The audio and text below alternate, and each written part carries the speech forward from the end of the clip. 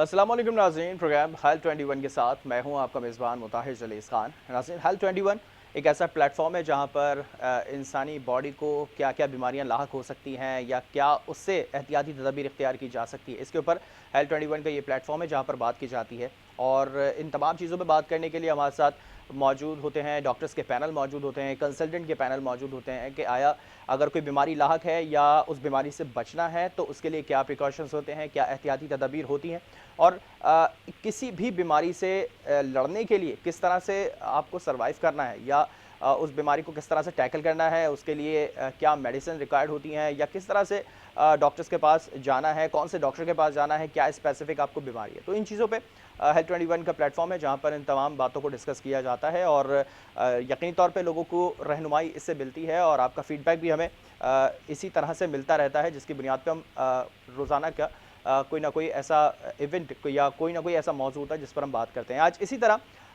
हम बात करेंगे एक अहम मौजू जो कि इस कोविड पैंडेमिक सिचुएशन के अंदर हमने ज़्यादातर देखा है। इससे पहले ये होती थी बीमारी जिसको हम नॉर्मल फ्लू के तौर पे देखते थे और फिर कहते थे कि हमें स्मेल नहीं आ रही है, किसी तरह की खुशबू नहीं आ रही, किसी तरह की बदबू हमें फ़ील नहीं हो रही है। तो वजह क्या होती थी? वो हम समझते थे कि नॉर्मल फ्लू है, ये ठीक होगा तो सही हो जाएगा। लेकिन अब जब पैंडेमिक सिचुएशन चल रही है, इसके अंदर जब इस चीज़ को हम फेस कर रहे हैं तो फिर ये सूरत हाल है कि हमें कहीं कोरोना वायरस तो नहीं है, और अगर है तो उसको ज़्यादातर कंसीडर कोरोना में ही किया जाए तो ज़्यादा बेहतर है। इसको फिर इस पर क्या प्रिकॉशंस होती हैं वो भी बात की जा सकती है। इसके साथ साथ हम बात करेंगे एक अहम मौजू और जो कि पूरे पाकिस्तान में बड़ी तेज़ी से फैलता है क्योंकि यहाँ पे बहुत ही हार्मफुल चीज़ें यूज़ की जाती हैं। मैं बात कर रहा हूँ मुंह के कैंसर की। आया रोज़ाना की बुनियाद पे हम ऐसे केसेस देख रहे होते हैं, हॉस्पिटल में ऐसे केसेस आ रहे होते हैं, लोग इससे बहुत बुरी तरह से मुतासर हो रहे हैं। इस पर बात करेंगे। हमारे साथ स्टूडियो में हमारे साथ गेस्ट मौजूद हैं। डॉक्टर तलहा कुरैशी हैं, कंसल्टेंट ENT हैं पटेल हॉस्पिटल से, और मज़ीद उनके क्या क्या काम हैं, कहाँ पे वो फ़राज़ अंजाम दे रहे हैं, उन्हीं से जानते हैं। डॉक्टर साहब, बहुत शुक्रिया आपने प्रोग्राम के लिए वक्त निकाला। सबसे पहले तो बताइएगा, आप कंसल्टेंट ENT हैं पटेल हॉस्पिटल से, आप कहाँ कहाँ से मज़ीद मुंसलिक हैं और क्या आपके काम होते हैं या क्या फ़राइज़ आप अंजाम देते हैं डॉक्टर्स की फील्ड के अंदर? जी करने के लिए ये इम्पोर्टेंट टॉपिक्स हैं दोनों जो बात करेंगे। मैं पटेल हॉस्पिटल में हूँ मेनली, और उसके अलावा गुलिस्तान जौहर में कुरैशी ENT मेडिकल सेंटर जो कि स्पेसिफिकली ENT सेटअप है उसमें काम करते हैं, और गुलशन इकबाल में ताज कंसल्टेंट क्लिनिक्स में होता हूँ। जी इन तीन जगह पे मैं बेसिकली काम करता हूँ, और इन तीनों जगह पे हम ENT के पेशेंट्स को मैनेज करते हैं, सिंपल ENT केसेस से लेकर कॉम्प्लेक्स ENT, कैंसर्स और सर्जरीज, ये सारी चीज़ें यहाँ पर मैनेज करते हैं। अच्छा, इसी मौजू के ऊपर आज हमारे जो दोनों पॉइंट हैं वो इसी चीज़ के ऊपर हैं कि जी एक जी। तो सूंघने की जो हिस्स होती है वो ख़त्म हो जाना कुछ वक्त के लिए आया, लेकिन इससे पहले जब हम देखते थे तो वो नॉर्मल फ्लू में कंसिडर किया जाता था, और अब जो है एक पैंडेमिक सिचुएशन के अंदर उसको कोरोना में ज़्यादातर कंसिडर किया जा रहा है। तो इसका जो लफ्ज़ है हाइपोस्मिया और एंसोस्मिया, आई थिंक एक लफ्ज़ है, तो दोनों में डिफरेंस क्या है? लोग इसमें भी ज़्यादा कंफ्यूज रहते हैं और डॉक्टर्स के पास जाते हैं तो फिर अपनी सही तरह से बीमारी को डिस्क्राइब नहीं कर पाते। इन दोनों में डिफरेंस क्या है, ज़रा इस हवाले से आगे कीजिए। देखिए, हाइपोस्मिया का मतलब है, हाइपो का मतलब होता है कम, और ए जिसमें आ जाता है एनोस्मिया, उसका मतलब है बिल्कुल नहीं। सही। तो ये दोनों एनोस्मिया और हाइपोस्मिया यानी खुशबू का कम आना और खुशबू का बिल्कुल नहीं आना, ये कोई नई चीज़ नहीं है। ये कोविड से पहले भी मौजूद थी, और ऐसे केसेस ENT क्लिनिक्स में प्रेजेंट ज़रूर करते थे, जो लोग पेशेंट्स कंप्लेन करते थे कि उनको खुशबू बदबू नहीं आ रही और साथ उनका जायका भी मुतासर है, लेकिन वो बहुत कम होते थे, बहुत कम पेशेंट्स होते थे। लेकिन जब से कोविड पेंडेमिक आया है तो ये केसेस ENT OPDs में बहुत फ्रीक्वेंट हो गए हैं।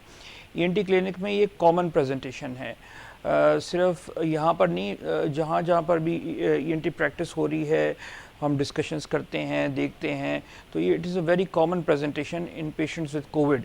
और ये देखा गया है, जो पेशेंट्स को कोविड होता है, कोविड पॉजिटिव होता है, उनमें 25 से 80% लोगों की ये खुशबू सूंघने की जो सेंस है ये मुतासर होती है, या तो बिल्कुल ख़त्म हो जाती है या कम हो जाती है या इवन डिस्टॉर्टेड हो जाती है, यानी वो होती कोई और चीज़ है, उनको स्मेल किसी और चीज़ की आ रही होती है, और उसके साथ टेस्ट भी मुतासर हो सकता है। अच्छा, ये ज़्यादातर किन लोगों पे इफेक्ट करती है? क्या कोई एज फैक्टर है इसके अंदर जो स्पेसिफिक एज फैक्टर के ऊपर ज़्यादा डिपेंड करती है चीज़? नहीं, इसका जिन लोगों को कोविड हो सकता है उन सब लोगों को ये प्रेजेंटेशन हो सकती है। किसी में नहीं भी होती, किसी में होती है। जैसा हमने देखा कोविड में सारे सिम्टम्स की मौजूदगी ज़रूरी नहीं है, लेकिन ये एक बहुत ही स्ट्रॉन्ग सिम्टम है कोविड के पेंडेमिक के अंदर, और ये आइसोलेटेड सिर्फ खुशबू बदबू जा सकती है या कोविड के बकिया सिम्टम्स के साथ भी प्रेजेंट कर सकता है। और ऐसा भी पॉसिबल है कि किसी को कोविड हो ये सिम्टम ना हो, लेकिन ये एक जैसे मैंने बताया कि जिन लोगों के कोविड पॉजिटिव होता है तो 25 से 80% लोगों में खुशबू मुतासर होती है। ठीक है। अच्छा, ये जो सूरत हाल हम ज़्यादातर अब देख रहे हैं, ये पेंडेमिक सिचुएशन के अंदर हम ज़्यादा फेस करते हैं, यकीनी तौर पे कोरोना की अलामत के अंदर ये भी ज़ाहिर है, तो इसको कैसे रिकवर किया जाता है? क्योंकि हम देखते हैं कोरोना के लिए तो वैक्सीनेशन आ गई है, लेकिन ये वो चीज़ें हैं जो कि आहिस्ता आहिस्ता बॉडी से निकलती हैं, जाती हैं, दूर होती हैं, तो इसके लिए कैसे रिकवरी होती है या इसको कैसे बेहतर किया जा सकता है? अच्छा, इसको रिकवरी से पहले मैं एक चीज़ इम्पोर्टेंट पे बात करूंगा कि ये किस तरह से कोरोना वायरस किस तरह से हमारी सेंस ऑफ स्मेल को मुतासर करता है।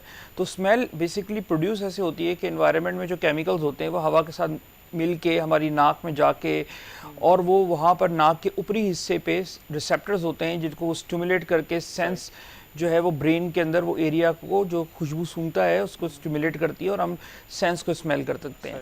तो इस पूरे रास्ते में से कहीं पर भी अगर कोई प्रॉब्लम हो तो वो हमारी सेंस ऑफ स्मेल को मुतासर कर सकती है। जो कोरोना वायरस है, क्योंकि उसकी अच्छी खासी कॉन्सेंट्रेशन नाक में होती है, तो नाक के अंदर सूजन कर सकती है जिससे स्मेल जाए नहीं, वो रिसेप्टर्स को डैमेज कर सकती है, या वो एरिया ब्रेन का जो सेंस को स्मेल करता है वो डैमेज हो सकता है डायरेक्ट वायरस से भी या ब्लड इन्फेक्शन के थ्रू। और इससे जो बचने की आपने बात बताई है, तो इसमें देखें जो चीज़ें हमें कोरोना से बचा सकती हैं वो इससे हमें बचा सकती हैं। यानी वैक्सीनेशन बहुत इम्पॉर्टेंट है। अगर कोविड की वैक्सीनेशन से कोरोना से हम बचेंगे, कोरोना इन्फेक्शन से, तो डेफिनेटली ये सिम्टम है कोविड का, तो इससे भी बचेंगे। इसी तरह से सोशल डिस्टेंसिंग, मास्क का पहनना, हर चीज़ जो कि हमें कोविड से बचाएगी वो हमें इस कंडीशन से बचा सकती है, क्योंकि ये कोविड का सिम्टम है। यूँ कहा जाए कि जो वैक्सीनेशन हो रही है, अगर प्रॉपर वैक्सीनेशन होती है, दोनों डोजेस जिन वैक्सीन की अगर लग रही हैं, तो उसके बाद इस चीज़ को हम हैंडल कर सकते हैं, ये रिकवर हो सकती है अच्छी तरीके से। जी बिल्कुल। अब अगर किसी को ये सिम्टम डेवलप होता है तो उसको आइडियली तो इसको कोविड ही कंसिडर करना चाहिए, डॉक्टर के पास जाना चाहिए, अपना कोविड पीसीआर कराना चाहिए। ये कोई ख़तरनाक टेस्ट नहीं होता, इससे डरना नहीं चाहिए और ये कराना चाहिए ताकि हम कोविड को डॉक्यूमेंट करें, और घर में कोई और लोग हैं, बूढ़े लोग हैं, तो उनसे बचें, अपने आप को सेल्फ आइसोलेट करें, यूजुअली आदमी ठीक हो जाता है। और अगर इसके अलावा सिम्टम्स हैं तो फिर हॉस्पिटलाइज होने की ज़रूरत है, डॉक्टर से मशवरा करने की ज़रूरत है, लेकिन कम से कम टेस्ट होना ज़रूरी है। अब अगर किसी की सेंस ऑफ स्मेल मुतासर हो गई है तो उसको किस तरह से रिकवर किया जाए, तो सबसे पहले तो आप अपने आप को जो बाकी प्रॉब्लम्स हैं उसको डील कर लें, इसको क्वारंटीन हो जाएं, और अगर कोई सीरियस मसला है सांस का उसको स्टेबल कर लें। खुशबू के लिए करना ये चाहिए, अगर खाली खुशबू मुतासर हुई है तो हमें कुछ एक्सरसाइजेस करनी चाहिए और कुछ दवाइयाँ रेकमेंडेड हैं वो इस्तेमाल करनी चाहिए। एक्सरसाइजेस ये हैं जो दुनिया में इस खुशबू से जब मुतासर होते हैं तो कुछ 4 किस्म की यानी परफ्यूम्स रेकमेंड करें या स्मेल रेकमेंड की गई हैं। एक रोज़ ऑयल, गुलाब का पानी, लेमन ऑयल, लीमू का पानी, क्लोव ऑयल, कलौंजी का पानी, या एक्लेप्टस सफ़ेदे का दरख्त, इसका पानी ये ऑनलाइन अवेलेबल होता है, सस्ते से होते हैं। इसको 4 बॉटल्स में डाल के सुबह शाम 15 सेकंड सूंघने से कुछ टाइम के लिए अगर ये एक्सरसाइज करें, रेकमेंडेड है 16 वीक्स के लिए, तो स्मेल वापस आने के चांस हो जाते हैं। और क्योंकि हमारी जो नर्व्स हैं वो स्टिमुलेट होती हैं स्मेल से। और अगर ये अवेलेबल फॉर एग्जांपल नहीं हो तो जो भी चीज़ अवेलेबल हो, ईतर हो, जैस्मीन का, गुलाब का, जो चीज़ें हमने सूंघी हुई हैं, लहसुन, उसकी सूंघने की प्रैक्टिस करें सुबह शाम। और अच्छा, ये आप वैक्सीनेशन के बाद की वो बता रहे हैं, प्रोसेस बता रहे हैं, या वैक्सीनेशन से पहले से ये प्रोसेस ये अपनाना चाहिए? जब भी हमें सेंस ऑफ स्मेल मुतासर हो, वैक्सीनेशन से पहले या वैक्सीनेशन के बाद भी कोविड हो सकता है। तो जब भी ये प्रॉब्लम हो तो इसकी रिकवरी के लिए यूजुअली तो ये सेंस ऑफ स्मेल 2 हफ्ते में खुद ब खुद वापस आ जाती है। अगर ये नहीं आए तो फिर ये एक्सरसाइजेस करनी चाहिए, इसके साथ कुछ नेजल स्टेरॉइड स्टार्ट करने चाहिए, कुछ मल्टीविटामिन लेनी चाहिए, तो देखा गया है कि उससे काफ़ी हद तक रिकवरी हो जाती है। अच्छा, आपने शुरू में बात करी थी कि ये पहले फ्रीक्वेंटली नहीं होता था, इतना आम नहीं था इस तरह का सेंस ऑफ स्मेल लॉस होना। तो अब जो सूरत हाल है उसमें ज़्यादातर होता है, तो लोगों को अब ज़्यादातर जो है वो कोरोना का कंसिडर किया जाता है। जब ये चीज़ नहीं थी, ये बीमारी नहीं थी कोरोना की, तो उससे पहले डायग्नोस कैसे किया जाता था? कौन से ऐसे टेस्ट होते थे जो ज़्यादातर डॉक्टर रिकमेंड करते थे कि ये टेस्ट कराएं तो इससे ज़्यादा अच्छे तरीके से डायग्नोस होकर सामने आएगी चीज़? देखें, बिसाइड्स कोविड इसके जो अदर कॉजेज़ होती हैं वो पॉलिप हो सकते हैं, नाक के अंदर पॉलिप बन सकते हैं, उन जगह की रुकावट कर सकते हैं जहाँ से स्मेल ऊपर जाती है, नाक की चोट, कोई केमिकल एक्सपोजर, कोई और वायरल इन्फेक्शन, वो सारी चीज़ें ये कर सकती थी। तो डॉक्टर एग्जाम हिस्ट्री यानी पेशेंट से मालूमात लेता था, उनका अच्छी तरह मुआयना करता था, सीटी स्कैन से देखता था कि कहीं पॉलिप्स वगैरह तो नहीं है, जो चीज़ें होती थी फिर उसका इलाज किया जाता था। अच्छा, जो ये तमाम इलाज किया जाता था, लेकिन एक प्रॉपर अगर ट्रीटमेंट अगर करवाने जाए कोई शख्स या किसी को होता है सेंस ऑफ स्मेल जो उसका लॉस हो जाता है, तो वो प्रॉपर ट्रीटमेंट क्या होगी? कोई रिकमेंड हॉस्पिटल ऐसे हैं जहाँ पे ये ख़ास तौर पे किया जाता है या तमाम हॉस्पिटल में इसकी फैसिलिटी? देखिए, हम अपने पटेल हॉस्पिटल में तो इन चीज़ों को मैनेज करते हैं। फॉर एग्ज़ाम्पल जैसा आप कह रहे हैं कि वो डॉक्टर के पास आता है, अगर कोविड नहीं है और उसके या कोविड को रूल आउट कर लिया और सेंस ऑफ स्मेल की वजह पॉलिप्स हैं, तो पॉलिप्स का इलाज दवाइयों से, सर्जरी के ज़रिए करने से जब वो गायब हो जाते हैं तो सेंस ऑफ स्मेल रिकवर हो जाती है। और अगर चोट की वजह से वो नर्व्स ही डैमेज हो गई तो यूजुअली फिर वापस आने की चांसेस कम होती हैं सेंस ऑफ स्मेल की। और अगर वायरस की वजह से हुई हैं, चाहे कोविड हो या नॉन कोविड वायरस हो, तो उसके लिए फिर वही एक्सरसाइजेस रिकमेंडेड हुई, दवाइयाँ और एक्सरसाइजेस से वापस आता है। तो कहीं सर्जरी की जाती है, कहीं सिर्फ पेशेंट को हम बता देते हैं कि कुछ नहीं कर सकते, जैसे अगर कम्प्लीटली डैमेज हो जाएं, कहीं दवाइयों से मैनेज किया जाता है। तो ये अकॉर्डिंगली मैनेज होता है और इस चीज़ की ट्रीटमेंट हम पटेल हॉस्पिटल में करते हैं। अच्छा, इसकी एक्सरसाइज जो है वो एक दफ़ा आप हमारे नाज़रीन को बता देंगे, जिसके बाद हम दूसरे टॉपिक की तरफ चलेंगे। इसकी एक्सरसाइज क्या क्या है, किस तरह से जो सेंस ऑफ स्मेल है उसको दोबारा से बहाल किया जा सकता है? देखिए, इसमें जो रेकमेंडेड है कि 2 हफ्ते के अंदर यूजुअली सेंस ऑफ स्मेल वापस आ सकती है। अगर फॉर एग्जांपल वो नहीं वापस आती तो फिर जो एक्सरसाइजेज हैं वो ये है कि 4 किस्म के ऑयल्स या परफ्यूम्स, यानी गुलाब का पानी, लेमन ऑयल, कलौंजी का पानी और सफ़ेदे के दरख्त एक्लेप्टस का पानी, इनको बॉटल्स में ले लें और इसको ढक्कन खोल के 15 सेकंड सुबह शाम बारी बारी, एक बॉटल फिर दूसरी, तीसरी, चौथी, सुबह शाम 15 सेकंड तक सूंघें।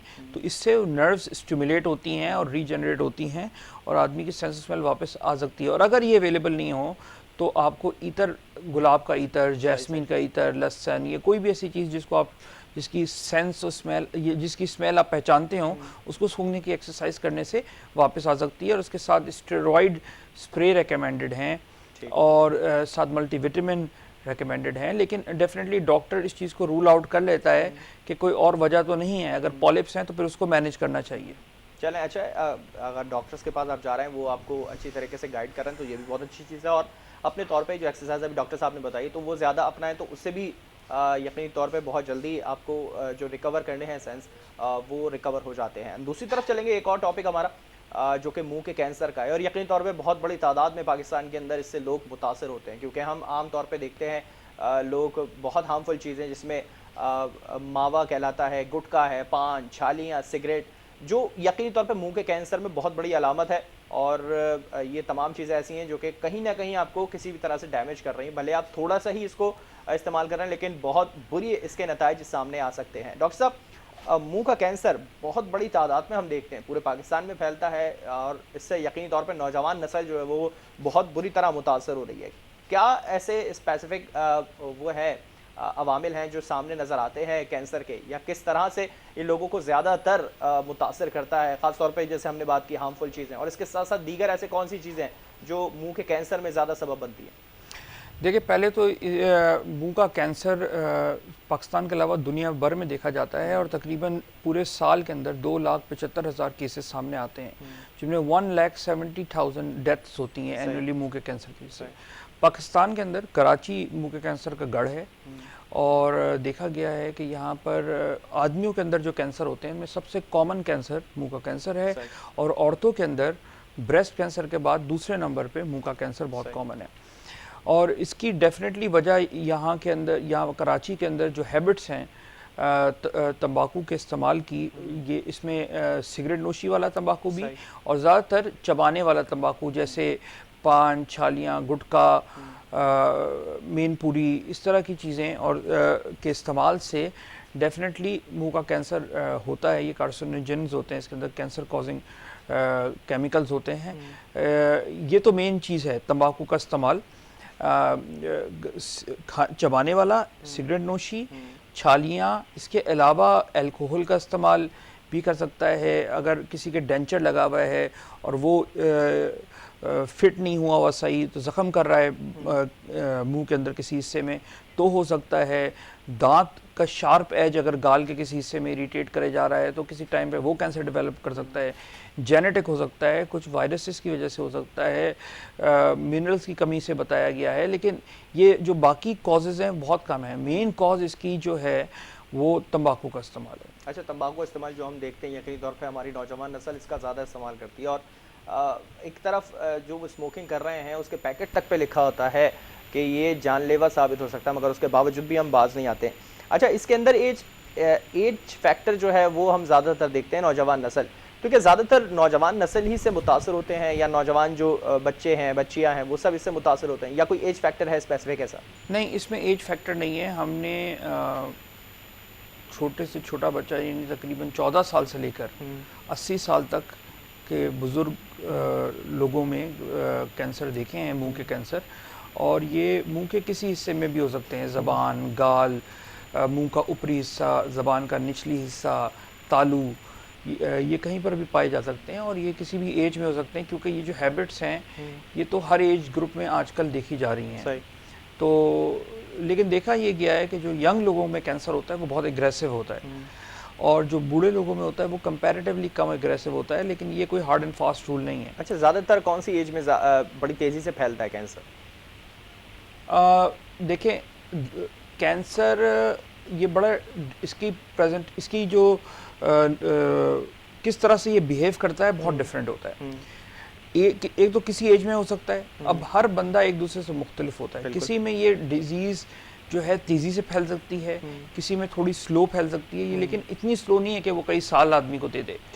यूजुअली कुछ महीने दे सकती है, किसी में कुछ हफ्तों में ही फैल जाती है, किसी में कुछ महीनों में फैलती है, तो ये हर आदमी में वेरी करती है। थोड़ी स्पेसिफिक टाइम पीरियड, कोई ऐसा टाइम लिमिट नहीं है कि एक तो जब अगर ये डिस्कवर कर लिया जाए तो इसका इंतज़ार नहीं करना चाहिए कि ये स्लो फैले, उस वक्त ही उसकी ट्रीटमेंट शुरू कर देनी चाहिए। अच्छा, एक चीज़ और है कि हम देखते हैं कि फैमिली के थ्रू ये चीज़ चलती हुई आ रही होती है। जिस तरह से हम देखते हैं कि बाल झड़ना होता है, किसी को बैकबोन की प्रॉब्लम होती है, जो हम देखते हैं कि फैमिली इशू चलता हुआ आ रहा होता है, तो ये भी एक फैमिली इशू में आ जाती है चीज़?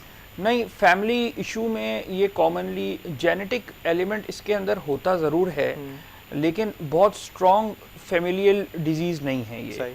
जैसे ब्रेस्ट कैंसर, ये बकिया डिजीज़ होती हैं, ये इसके अंदर यूजली आदमी की अपनी वजह से हो रही होती है कि जो वो इस्तेमाल कर रहा होता है, लेकिन क्योंकि एक फैमिली में एक बिहेवियर चल रहा होता है, बच्चे बाप को देख रहे हैं, एक ही कम्युनिटी होती है, वो सब इस्तेमाल कर रहे हैं तंबाकू, तो डेफिनेटली फिर वो एक पूरे उनके कल्चर एक डेवलप हो जाता है उस फैमिली के अंदर, वो सब खा रहे हैं, तो उसमें एक से ज़्यादा लोगों को होने के चांसेस होते हैं।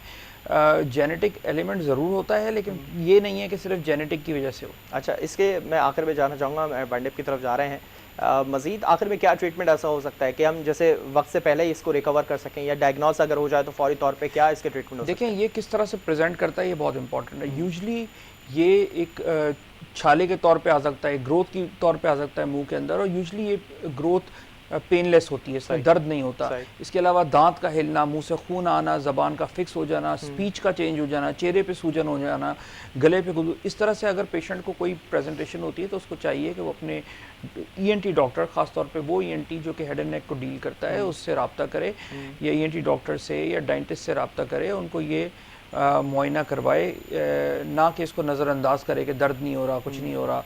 तो इसको नज़रअंदाज नहीं करना चाहिए, जल्द से जल्द दिखाना चाहिए। डॉक्टर के पास जब आते हैं तो यूजुअली इसकी तशख़ीस के लिए बायोप्सी की जाती है, और बायोप्सी कोई ख़तरनाक चीज़ नहीं होती कि लोगों के बहुत डर होता है इसके बारे में कि बायोप्सी पे बीमारी फैल जाती है, लोहा नहीं लगाना चाहिए, लेकिन ये सब गलत फहमियाँ हैं। अगर बायोप्सी नहीं करेंगे, तशख़ीस नहीं होगी, बीमारी फिर भी नहीं रुकती, वो फैलती रहती है। और ये तो बायोप्सी तशख़ीस करती है। सीटी स्कैन, एमआरआई वगैरह हम करवाते हैं देखने के लिए कि बीमारी कितनी फैली है, किस किस हिस्से को उसने बॉडी में तो नहीं फैली, नेक में तो नहीं फैली। और इसके इलाज में अगर इलाज किया जा सकता है अर्ली, मतलब अगर तो बीमारी निकाली जा सकती है तो इसका पहला इलाज ऑपरेशन होता है, जिससे हम पूरी बीमारी को निकालते हैं, उस डिफेक्ट को प्लास्टिक सर्जन बनाता है, और उसके बाद फिर डिपेंड करता है कि शुआएं या कीमोथेरेपी लगनी है नहीं। ठीक है, बहुत शुक्रिया डॉक्टर तलहा कुरैशी साहब, आपने प्रोग्राम के लिए वक्त निकाला। हेल्थ 21 जो कि आज ये दो अहम मौजू लेकर आया, जिसमें एक मुंह का कैंसर और दूसरा सेंस ऑफ स्मेल जो है वो लॉस हो जाना, कैसे दोनों रिकवर किए जा सकते हैं। और ख़ासतौर पे मुंह का कैंसर जो बहुत बड़ी तादाद में फैलता है, इसको फौरी तौर पे डायग्नोस करने के बाद फौरी तौर पे इसका ट्रीटमेंट कराना ज़्यादा बेहतर है, क्योंकि आपकी जान ज़्यादा अजीज़ है और उसके बाद ही आप तमाम चीज़ें या तमाम काम अंजाम दे सकते हैं। मगर जो हार्मफुल चीज़ें हैं उससे दूर रहें तो इन तमाम चीज़ों से आप महफूज रहेंगे। इसी के साथ हेल्थ 21 से मुझे दीजिए इजाज़त। अल्लाह हाफ़िज़।